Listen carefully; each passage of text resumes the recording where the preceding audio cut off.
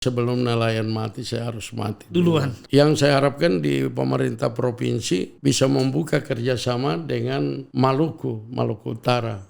Karena nelayan kita itu sering kalau musim timur, Kesana. paceklik di Gorontalo, kita lari ke sana. Oke.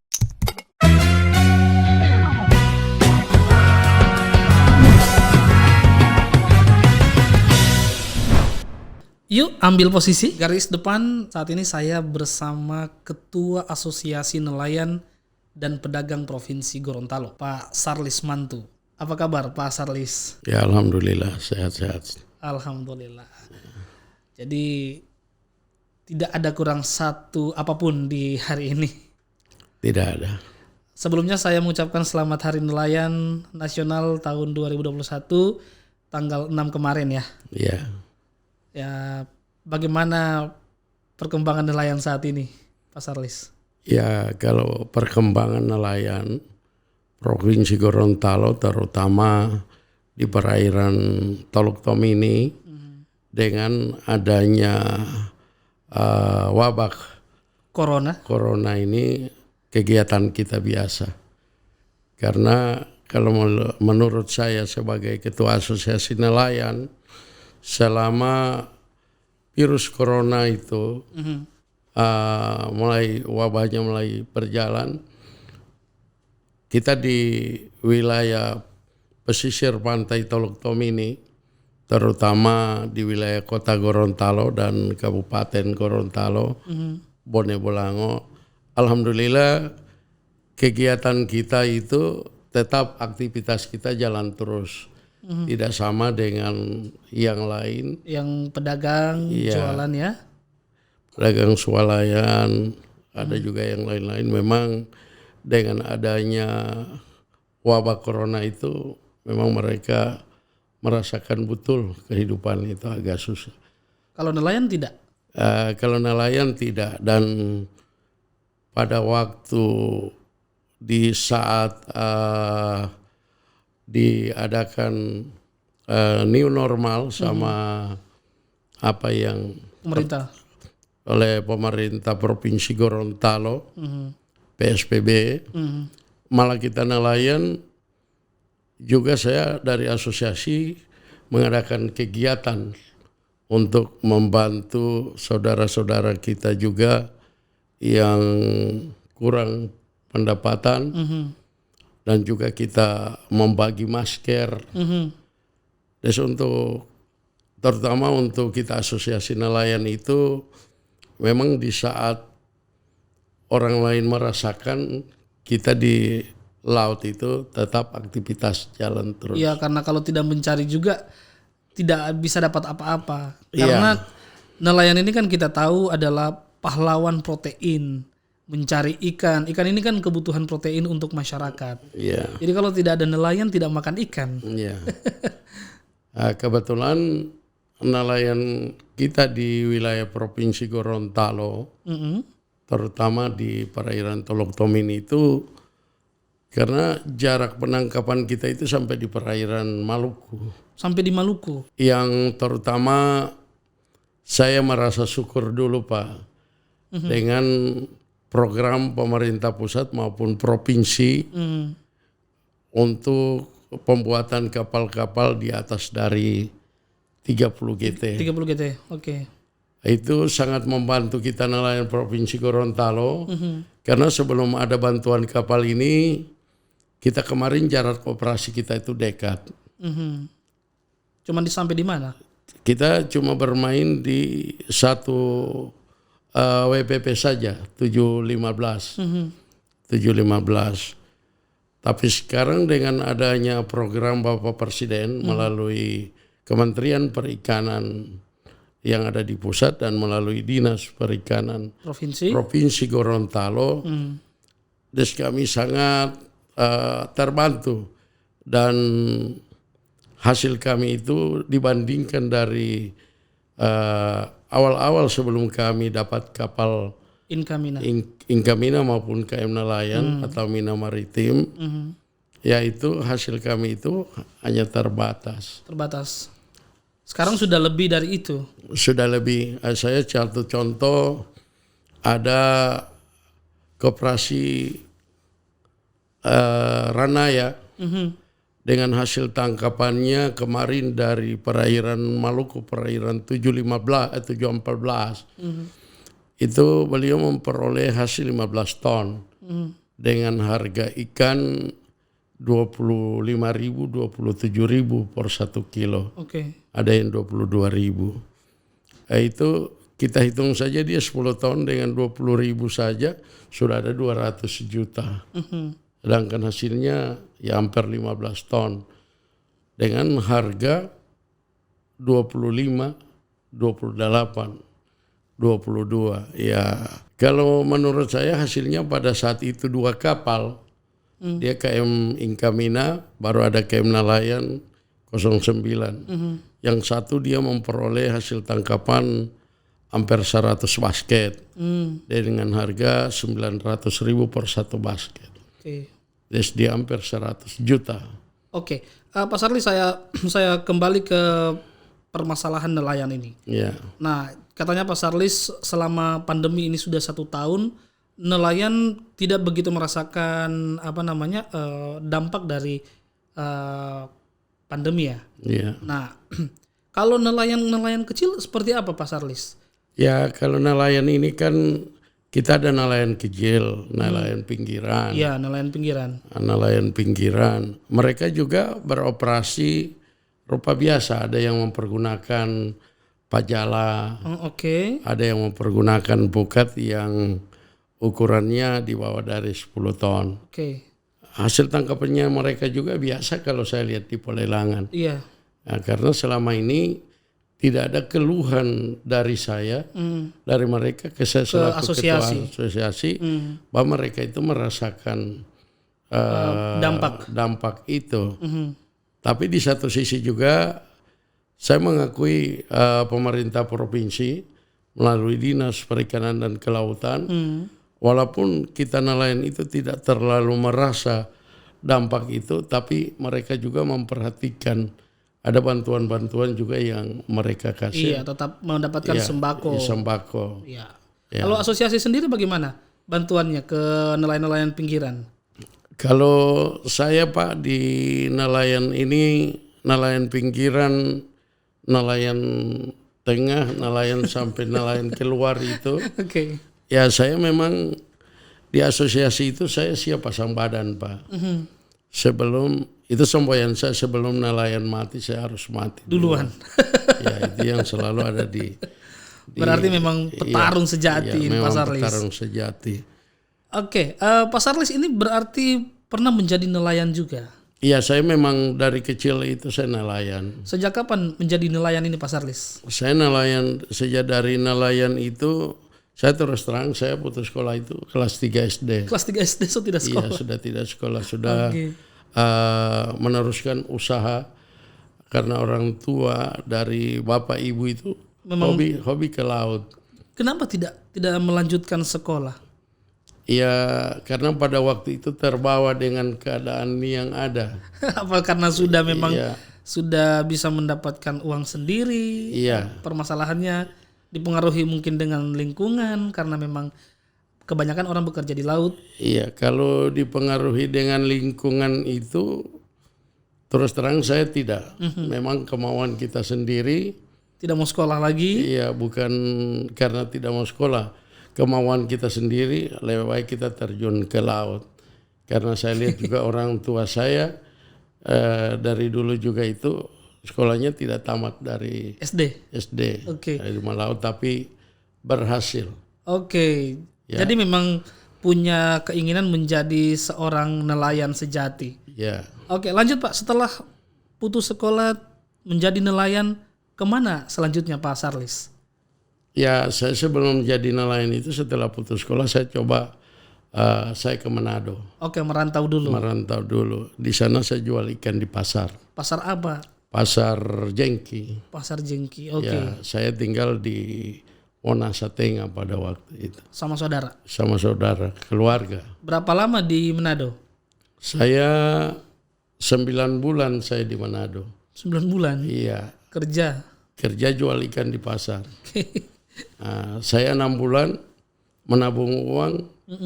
Ya dapat sekitar 600.000, tapi uang 600.000 dulu itu memang sangat berharga sekali. Iya, itu sudah sama dengan 6 juta kayaknya ya Iya, sekarang. ya sekarang.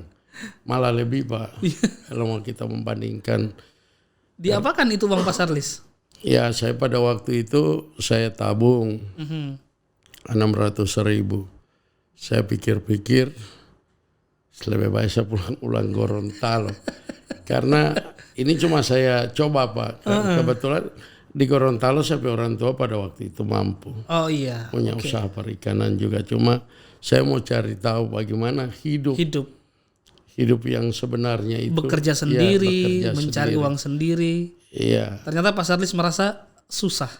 Susah Memang mencari sendiri. Iya. Apalagi dengan umur yang masih muda ya. Iya, susah mencari di luar daerah. Oke, jadi akhirnya pulang. Ya, saya pulang. Saya belum jadi nelayan lagi. Saya kerja di kandang ayam. Berapa lama mengurusi ayam Pak? Saya 1 tahun saya mengurus ayam dan saya tidak mengharapkan gaji.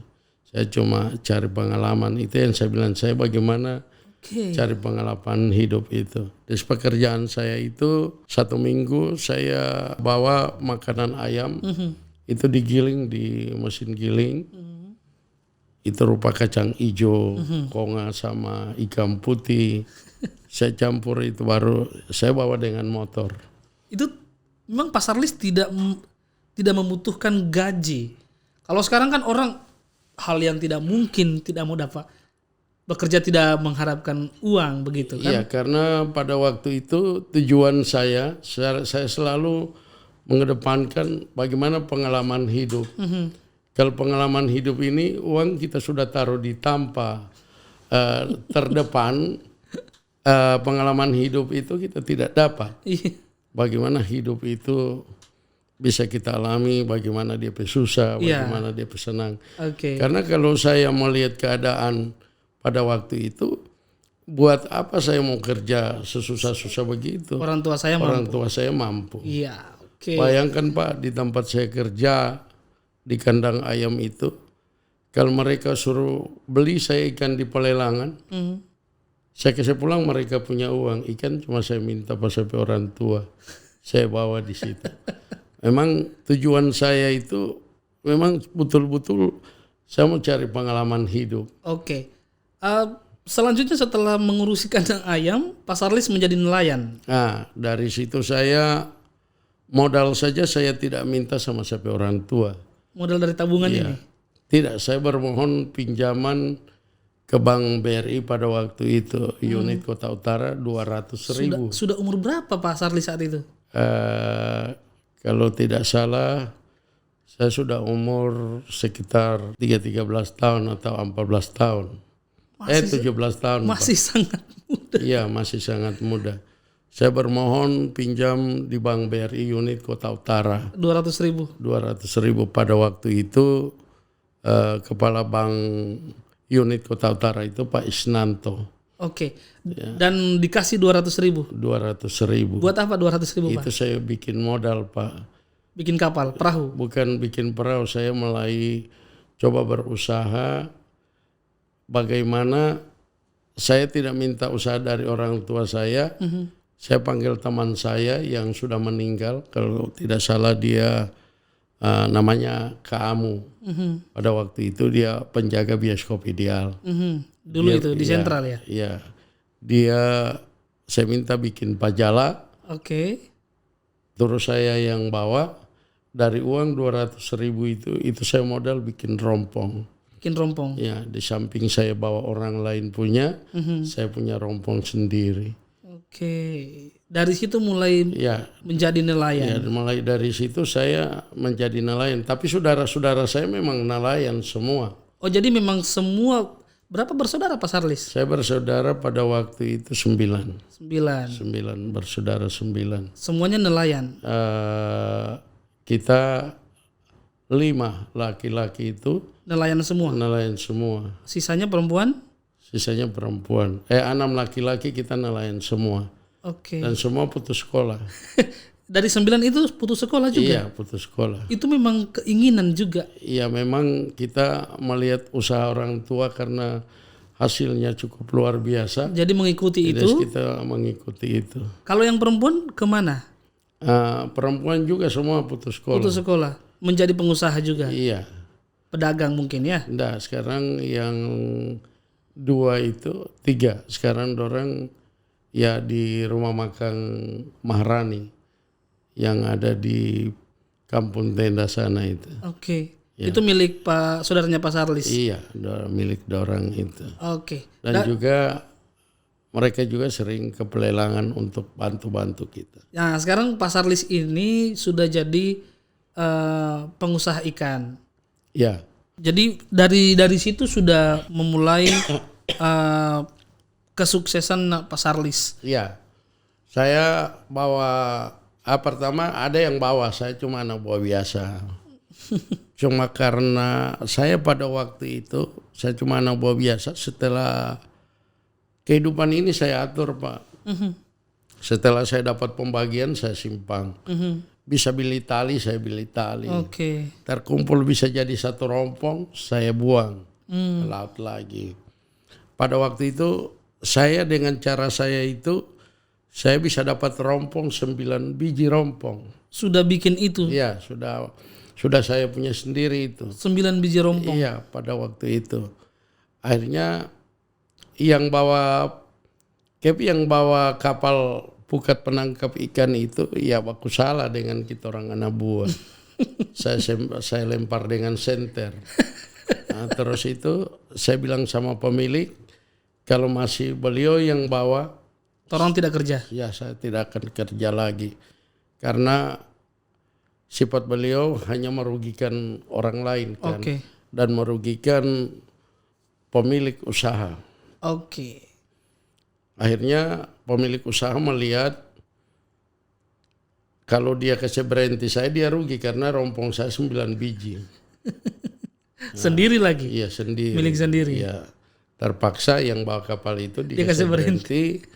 Ya, kapal diserahkan sama saya untuk melaut. Oke. Enggak untuk melaut. Des di samping rompong saya sudah lebih hari lebih banyak. Dengan ada langganan-langganan saya di luar. Kapal yang saya bawa tidak mampu untuk membalingkan rompong-rompong yang ada karena sudah terlalu banyak. Saya kontrak pukat dari luar? Ya, dari Belang. Belang? Ya, pukat Sapari kalau tidak salah dari Belang. Oke. Itu yang saya pakai untuk balingkar saya punya rompong. Dan yang balingkar rompong langganan itu saya.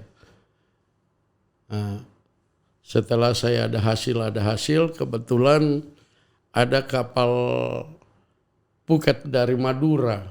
Datang ke Gorontalo, tapi karena mereka tidak berhasil, karena cara penangkapan mereka kan pakai lampu hanyur kan. Sedangkan di Gorontalo ada rompong. Iya. Des tidak bisa dorang pakai itu karena mengganggu orang punya rompong. Mereka tidak ada hasil, kapal mereka ada yang tertinggal, pukat mereka yang saya beli. Oke, ya. Jadi diakuisisi. Iya, saya beli pukat 1 jadi 2. Saya bikin jadi 2. Pada waktu itu saya hanya pakai perahu sema, belum ada perahu sendiri. Masih pinjam salah satu pengusaha perahu, kalau tidak salah itu orang kabupaten juga yang ada di Talaga di Bulila, Opa Duko, itu KM Parisade. Saya pinjam dia punya perahu. Akhirnya balingkar pakai itu, dapat ikan banyak. Tiba-tiba perahu bocor. Perahu bocor, Pak. Akhirnya kita wakuriki ke pelelangan. Sampai di pelelangan saya kasih tanda, langsung kasih naik dia muka kapal itu di pinggir pantai. Baru kita bongkar ikan. Sampai juga di pelelangan biarpun bocor. Iya, biar perahu pakai ketintin? Tidak, pakai mesin tempel 40 PK. Oke. 2 buah. Oke, itu perjalanan bagaimana Pak Sarlis dari setelah putus sekolah terus merantau menjadi nelayan dan sudah memiliki banyak kerompong. Iya. Nah, Pak Sarlis bagaimana melihat perkembangan kesejahteraan nelayan saat ini?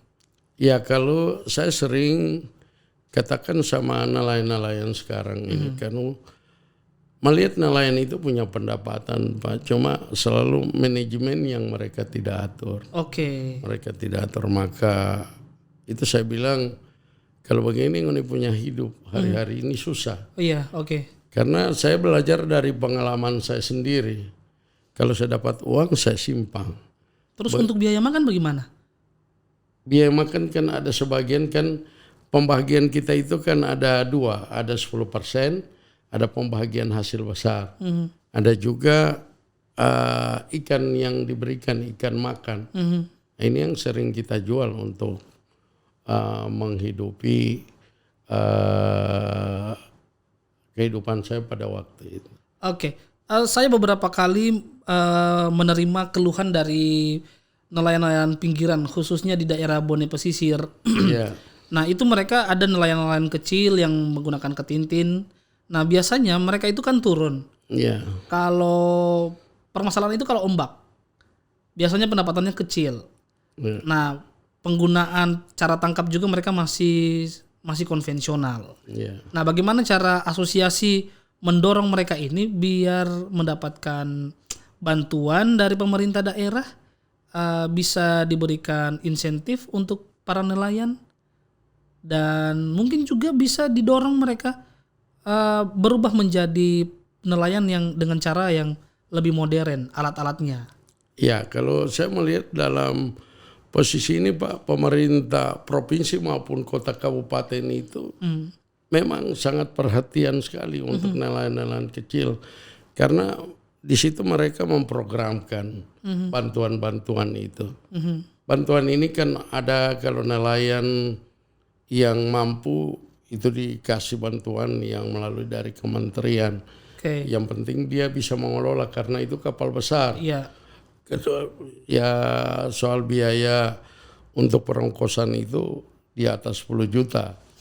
Itu kalau kapal 32 GT. Oke. Tapi bantuan pemerintah ini kan bervariasi. Iya. Ada yang khusus nelayan kecil diberikan mulai dari 10 GT sampai 1 GT. Sampai 3 GT. Oke. Ya. Itu perahu ada yang 3,5 dari perikanan provinsi, itu perahu fiber. Ya, ini yang dikasih untuk nelayan pinggiran. Oke. Ada juga program dari kabupaten kota yang dikasih mereka perahu bersama mesin ketintin. Ya, ini kalau saya melihat salahnya ini kita tidak bisa menyalahkan pemerintah. Pemerintah cukup perhatian. Iya. Cuma ada kalanya nelayan sendiri itu yang salah. Salahnya bagaimana? Iya, dikasih bantuan malah mereka jual. Nah, tujuannya pemerintah kan tidak ke situ. Oke. Kalau nggak mau minta uang, bilang kamar saja dikasih Minta uang. Ya. Cuma karena tujuannya pemerintah, kamu diberikan alat ini untuk bisa merubah kehidupan nelayan itu supaya bisa jadi sejahtera. Ini malah jadi lebih susah. Iya. Karena alat-alatnya dijual. Iya. Tapi ada temuan begitu Pak Sarlis? Iya ada. Saya kan selaku ketua asosiasi nelayan ini saya tahu. Pak Sarlis tahu mana? Saya bagi kalau nelayan itu saya bagi 3 kategori. Ada nelayan yang sebenarnya nelayan. Oke. Ada nelayan di waktu ada bantuan mereka ada. Oke. Ada memang nelayan profesional, memang nelayan yang benar-benar nelayan hujan panas. Nelayan. Ya, tetap orang nelayan. Yang pertama itu apa Pak? Ada nelayan musiman Pak. Di waktu ada ikan, Dorang turun. Di waktu tidak ada ikan, dorang tidak mau. Yang kedua itu yang saya. Ya nelayan jadi-jadian. Di saat waktu ada musiman mereka jadi nelayan. Ini nelayan apa ini Pak? Iya, itu nelayan yang nanti ada bantuan bisa jadi nelayan. Bagaimana nelayan jadi-jadian seperti siluman begitu? Iya, memang itu sering terjadi. Dan kita tidak bisa menyalahkan pemerintah. Tapi kan itu ada pendataannya Pak Sarlis. Iya, itu pendataannya kan dari kelurahan, dari kepala desa. Oh, berarti permainannya di tingkat desa. Dari tingkat desa, bukan di pemerintah provinsi atau kabupaten. Oke, jadi tidak bisa menyalahkan dinas-dinasnya. Iya. Nah seharusnya di tingkat desa dilakukan pengawasan Ya, Pak Sarlis. maka itu saya selaku ketua HNSI sering saya katakan di dinas provinsi maupun kota kabupaten, coba kalau mau validasi untuk melihat yang sebenarnya itu, mari kerjasama dengan kita asosiasi atau himpunan nelayan seluruh Indonesia untuk provinsi Gorontalo. Asal ditahu mana yang sebenarnya nelayan. Ya, saya begini Pak, melihat kasihan kan pemerintah ini saya melihat ini. Iya. Dengan apa yang mereka sudah lakukan ini sudah cukup luar biasa. Sudah cukup masif. Iya.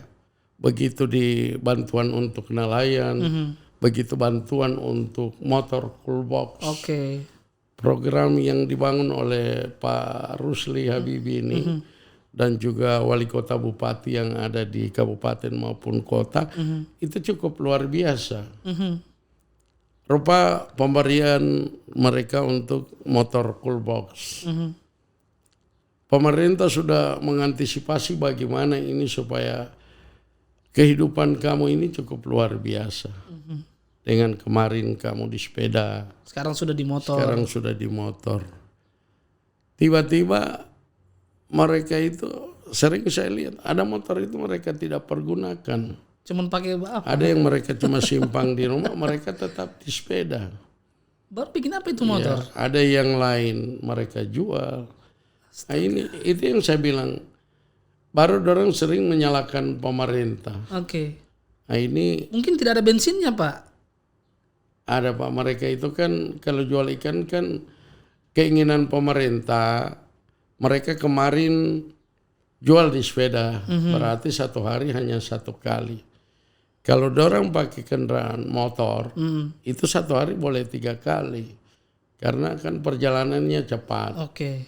Ini memang, tapi kalau saya melihat ada yang memang betul-betul melaksanakan itu bantuan dorang pakai memang semata-mata untuk dorang berusaha, itu berhasil Pak.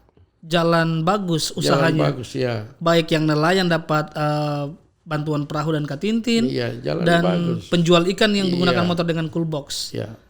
Pak Sarlis, mungkin begini, saya mungkin bisa berpikir nelayan ini kan masyarakat biasanya kalau dapat bantuan motor, itu mereka juga berharap ada bantuan bensin.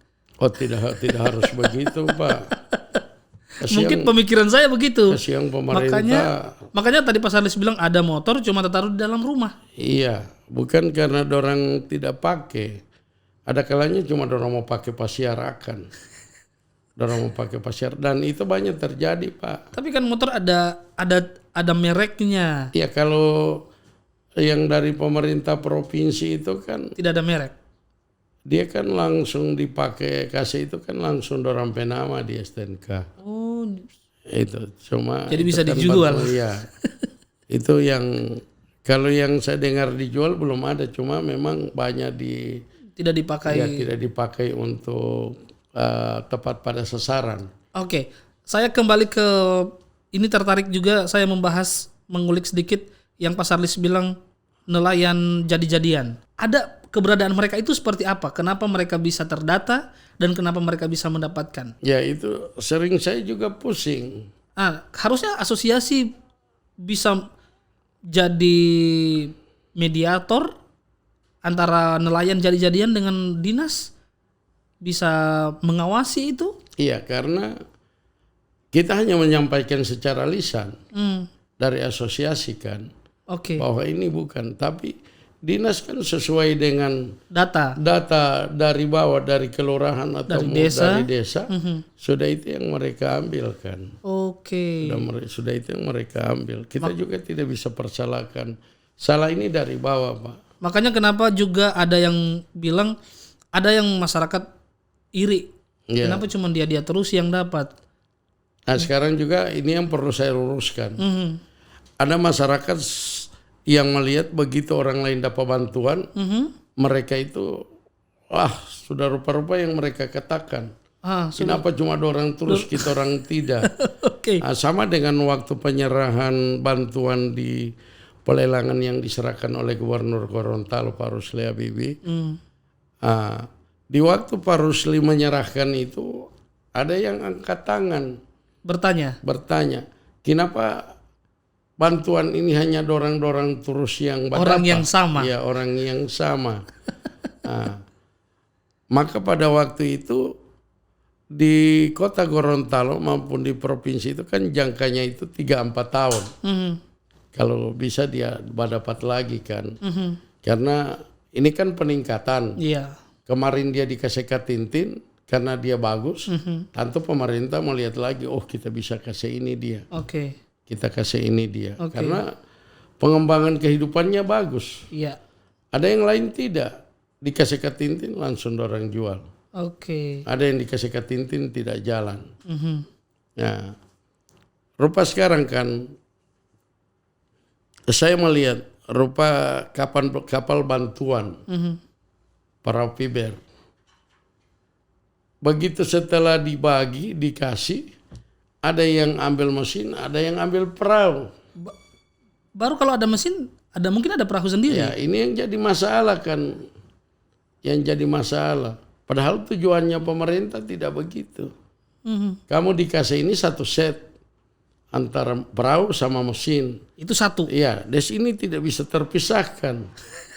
Lengkap lagi punya alat tangkap. Cuma sering kan ulah nelayan ini kan banyak juga yang nyeleneh ya. Iya. Kenapa saya ini jelaskan karena semua saya tahu. Oke, karena memang Pak Sarlis adalah pelaku dan orang yang sangat dekat dengan para nelayan. Iya. Oke, Pak Sarlis, saya melihat ada beberapa kali artikel ini menyangkut soal tetap masih kesejahteraan nelayan, Pak Sarlis. Iya. Pak Sarlis pernah mengatakan bahwa selain ada nelayan siluman yang muncul nanti ada bantuan, nah itu harusnya ada solusi juga Pak Sarlis. Nah ada juga Pak Sarlis bilang permasalahan di pelelangan, yang kadang-kadang ikan dari luar daerah itu masuk. Ya itu. Apakah masih begitu di kondisi di Kota Gorontalo? Itu terjadi Pak memang sudah cukup lama. Oke. Cuma di saat pemerintah provinsi, kota maupun kabupaten menerapkan PSBB pada waktu itu. Oh tahun kemarin ini ya? Iya. Oke. Iya, malah ikan itu karena waktu pelelangan itu kan cuma sampai jam 5.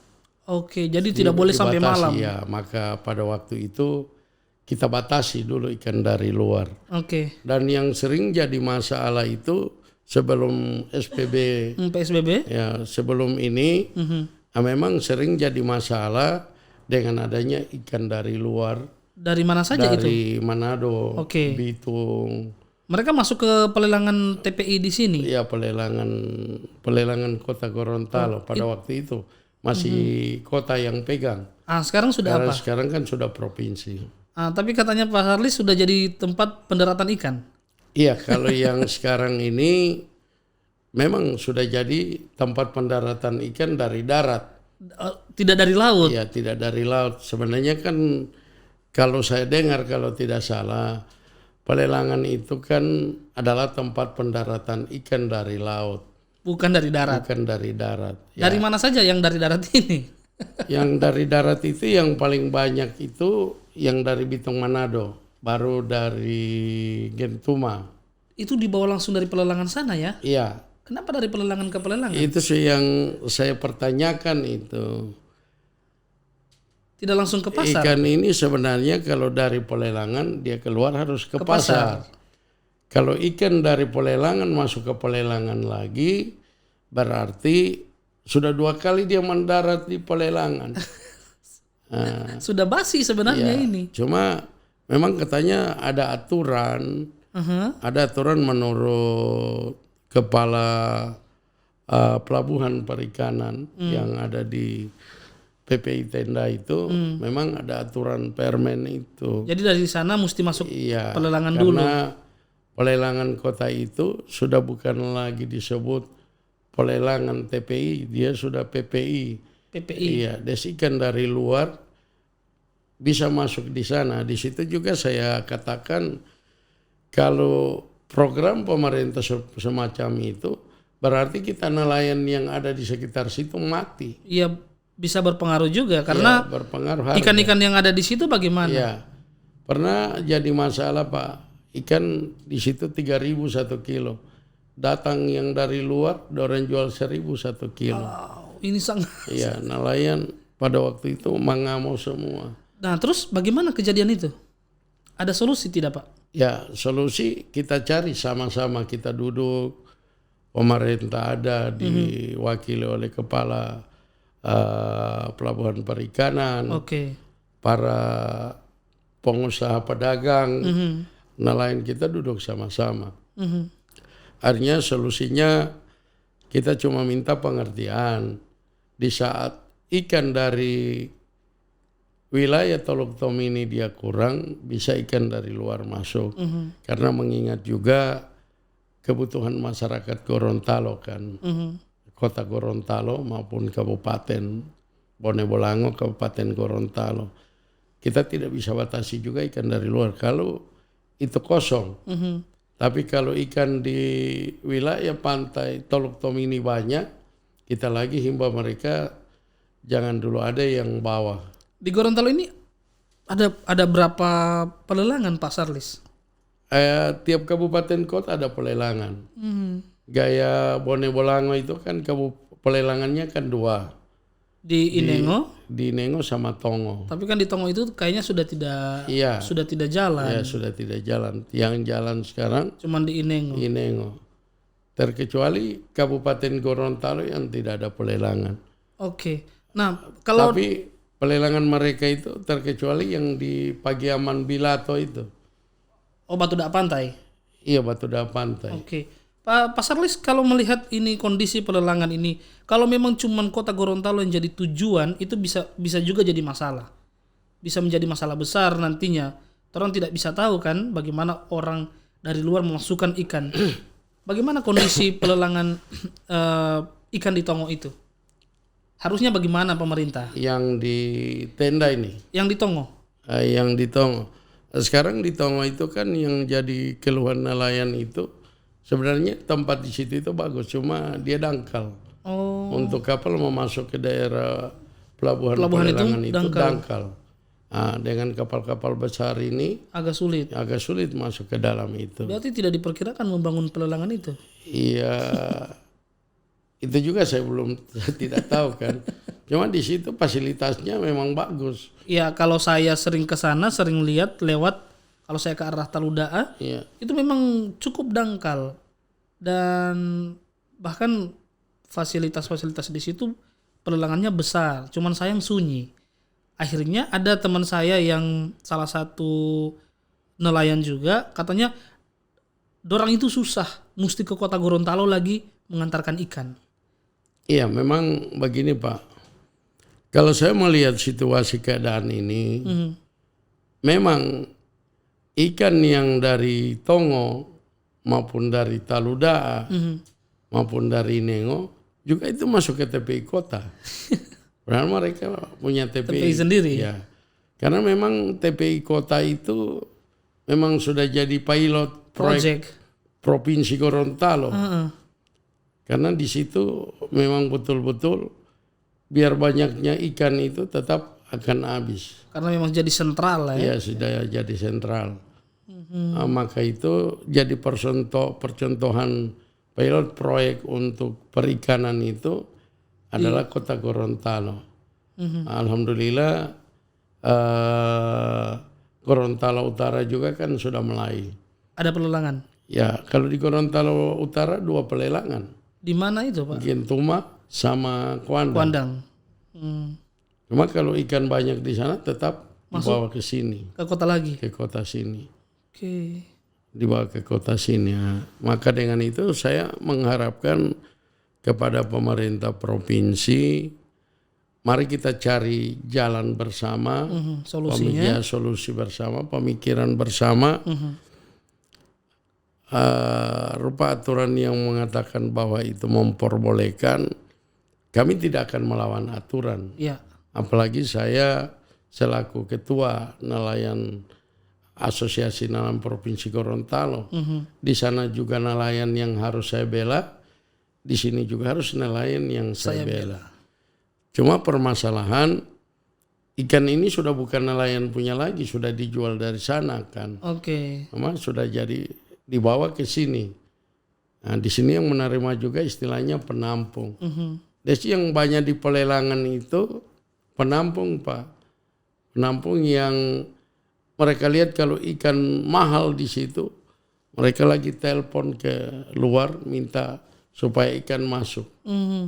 Begitu kita nelayan yang turun kemarin, kita tahu ikan mahal. Setelah kita dapat hasil, kita pergi kemarin ikan sudah murah. Ini yang sering terjadi. Agak susah juga ya, Pak ya. Tapi semua permasalahan yang ada di sana itu sering saya atasi secara kekeluargaan, kita bicara. Akhirnya solusinya selalu kita dapat. Selalu lancar. Kalau pasar lis yang ngatur lancar. Iya. Cuma ini Pak yang baru-baru ini yang sering terjadi, bantuan kapal di atas 30.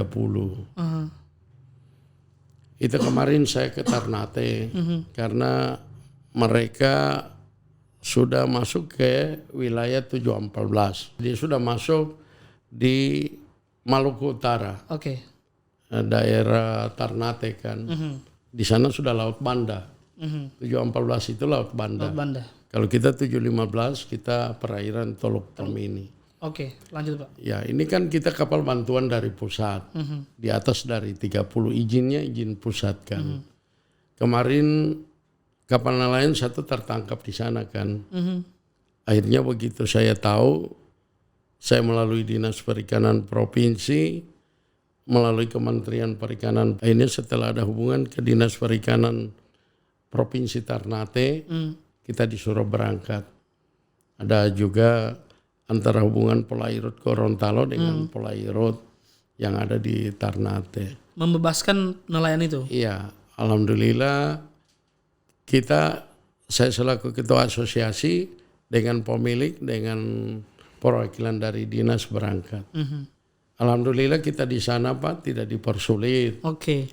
Malah kita cuma disuruh tanda tangani saja. Karena kapal lengkap surat, kesalahannya cuma masuk di WPP itu kan.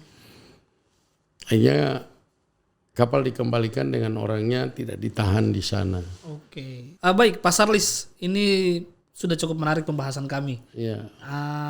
Mungkin terakhir saya meminta wejangan dari Pasar Lis untuk nelayan-nelayan pinggiran, untuk para penerima bantuan. Bagaimana cara supaya bisa menjadi nelayan yang baik dan bisa menjadi nelayan yang sejahtera? Ya. Mungkin dari manajemennya, bagaimana Pasar Lis? Ya, saya mengharapkan Pak teman-teman nelayan yang nelayan pinggiran. Oke. Saya juga berkeinginan mereka itu jangan hanya bertahan di situ. Tapi saya melihat juga nelayan pinggiran sekarang itu sudah agak mengurang. Sudah agak mengurang dengan adanya bantuan dari provinsi maupun kabupaten kota sudah agak mengurang. Yang ada itu, ada kalau yang bercerita begini-begini itu Pak nelayan. Karena selama saya jadi ketua nelayan belum ada yang mengeluh sama saya mereka itu susah. Pernah ada di pantai Tangga 2000 Pak, di Pohe ke sana. Itu ada salah satu media yang mewawancarai katanya salah satu orang nelayan. Dia di situ dia mengumpul bekas-bekas botol air aqua, plastik apa. Baru dia mengatakan dia nelayan. Itu saya tolak Pak. Karena setahu saya tidak ada nelayan begitu. Yang mengumpul-ngumpul bekas sampah? Iya, bekas sampah tidak ada Pak. Karena di samping mereka juga sukses, di samping itu bantuan pemerintah itu ada. Dan pada waktu itu saya lihat ditayangkan di, saya marah. Itu nelayan di mana? Dan Pasar Lis turun langsung tidak melihat nelayan itu? Saya turun langsung lihat. Padahal orangnya memang kerjanya cuma itu. Cuman kumpul-kumpul iya, itu. Cuma memang kebiasaan cuma itu dan dia bukan nelayan. Oke. Ini sering juga Pak saya harapkan media kalau ada hal-hal yang begitu jangan langsung dulu ditayangkan. Oke. Karena terus terang kita nelayan yang jadi malu. Kalau melihat cara-cara semacam itu kita nelayan yang jadi malu. Oke, jadi bagaimana mengatasi permasalahan itu Pak Charles supaya mereka juga lebih sejahtera? Ya, kalau saya mengatasi permasalahan itu, saya sering kan bilang ke Dinas Perikanan Kota atau Kabupaten atau Provinsi Gorontalo. Sering kan hanya laki mereka kan yang dikasih bantuan. Begitu dikasih bantuan mereka ke laut. Waktu mereka ke laut, istrinya kan sudah pinjam uang di koperasi karena mengharapkan Penghasilan dari laut. penghasilan dari laut. Akhirnya mereka pulang dengan kosong. Itu yang bahaya. Nah, ini yang sering terjadi. Maka saya himbau pada waktu itu kepada pemerintah kota, coba bagaimana mengatasi istri-istri nelayan ini harus kita kasih bantuan juga. Jadi lebih produktif mereka. Ya, lebih produktif Pak, supaya hasil suami mereka tidak ada hasil tangkapan, mereka di rumah punya objek. Oke, mungkin jualan kue. Ya, itu yang saya bilang, kalau ada istri nelayan yang tukang bikin kue, kasih mereka bagaimana bisa bikin kue yang bisa mereka isi di supermarket, ya di mall-mall begitu yang orang bisa isi. Iya. Jangan cuma kebiasaan cookies yang orang bikin, Sanggala. Sabongi. Ya, kalau yang biasa mencuci, karena mereka cuma pakai tangan, berarti Kasih satu bantuan hari mesin ya, cuci. kasih bantuan mesin cuci yang tadinya dia hanya 1 kali, insya Allah dengan adanya mesin cuci itu dia bisa dapat sampai 3-4 kali. Apalagi kalau dia sudah dikasih strega kan. Mungkin bisa jadi buka laundry. Iya, ini yang saya harapkan. Yang ada nelayan yang jualan bak kios kan, kita lihat kiosnya itu apa isinya. Oke. Kita bantu, kita isi. Oke. Nah, insya Allah dengan cara ini bisa menopang dua kan. Suaminya tidak ada hasil, istrinya bisa ada hasil. Bisa ada hasil. Nah, suaminya ada hasil, kalau istrinya tidak laku jualan, bisa. Jadi saling mendukung ya. Ya, mendukung, saling baku isi. Oke, mantap. Kalau dua-dua ada isi, Bisa lebih sejahtera. ya lebih sejahtera lagi Pak. Istri, uang yang pendapatan dari istri bisa dipakai untuk belanja, pendapatan dari suami bisa ditabung di bank. Oke, untuk modal lagi. Ya, modal bank. Oke, mantap. Ini yang perlu kita perhatikan di nelayan-nelayan pinggiran. Oke. Dan itu nelayan pinggiran, biar kita mau bikin bagaimana, mereka tetap kebiasaan cuma di situ. Iya. Cuma satu dua orang yang bisa kita rubah pola hidup mereka. Kalau yang lain memang kita tidak bisa paksakan Ya, juga. kita tidak bisa paksakan. Karena memang sudah dari lahir mungkin sudah memang profesi pekerjaan mereka sudah seperti itu. Ya, karena Tinggal bagaimana didukung saja Pak ya, Charles. kenapa saya tahu, saya kan menjadi ketua HNSI kota itu 25 tahun. Sampai sekarang? Tidak, setelah dari kota saya 25 tahun, saya naik ke provinsi jadi ketua asosiasi nelayan provinsi, dan itu sebagai pelindung penasihat kita Gubernur Gorontalo. Oke. Makasih banyak ini Pak Charles sudah hadir di studio podcast kami. Iya. Saya sangat senang Pak Charles bisa hadir di momentum Hari Nelayan Nasional. Pak Charles sudah berbagi cerita dan berbagi ilmu bagaimana bisa menjadi nelayan yang sejahtera. Ya, cuma sebelum itu saya ada silakan. himbauan Pak. Bagaimana himbauannya? Himbauan saya kepada pemerintah provinsi, dengan adanya bantuan kapal 32 GT dari kementerian, daripada nelayan kita masuk di WPP 714 selalu ditangkap, karena kita mempergunakan izin pusat, kita dari Asosiasi Nelayan mengharapkan ada dukungan dari pemerintah provinsi bahwa kita itu diberikan 2 WPP 714 dan 715 karena kita izin dari pusat. Oke. Terkecuali kalau kita izin daerah harus ada kerjasama dulu kedua daerah, akan muncul CP Andon untuk kerjasama kedua daerah.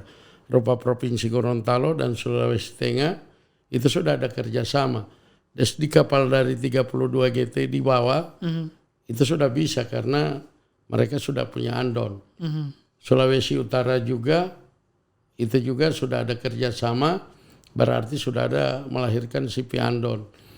Yang saya harapkan di pemerintah provinsi bisa membuka kerjasama dengan Maluku Utara. Karena nelayan kita itu sering kalau musim timur paceklik di Gorontalo, kita lari ke sana. Nah ini yang saya harapkan pemerintah provinsi bisa mendukung keinginan kami dari asosiasi supaya kapal 32 GT ini bisa bermohon ke pusat, dukungan dari pemerintah provinsi, perikanan Provinsi Gorontalo, supaya agar kita bisa mendapatkan 2 WPP 714 dan 715. Dan kapal di bawah dari 30, saya juga mengharapkan pemerintah provinsi bisa kerjasama dengan Maluku Utara untuk untuk membuka peluang bagaimana kita bisa mendapatkan